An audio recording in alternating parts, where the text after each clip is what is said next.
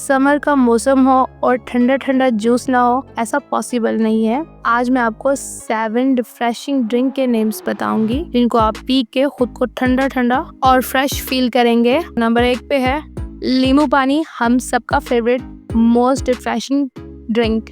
लस्सी गर्मी का तोड़, मिनटों में आपको रिफ्रेश कर देती है। कोकोनट वाटर, इसमें बहुत ज़्यादा मिकदार में मिनरल्स पाए जाते हैं, बहुत ज़्यादा हेल्थ बेनिफिट है, आप इसको लाजमी पिएं और इसको फ्रेश पिएं। सत्तू जो कि भुने हुए चनों से बनता है, बहुत ज़बरदस्त है, लाजमी पिएं गर्मी में, मैदे को बहुत हेल्दी रखता है, ठंडा रखता है। फालसे का शरबत, तरबूज का शरबत, गुड़ का शरबत, गन्ने की रस, गन्ने का जूस, गर्मी के मौसम में लाजमी इन ड्रिंक्स को पिएं, खुद को हाइड्रेटेड रखें, फ्रेश रखें और एक्टिव रहें। Thank you. मजीद इस तरह की वीडियोस देखने के लिए चैनल को सब्सक्राइब करें, वीडियोस लाइक करें, प्यारे प्यारे से कमेंट्स करें, मेरे चैनल को सपोर्ट करें। Thank you so much.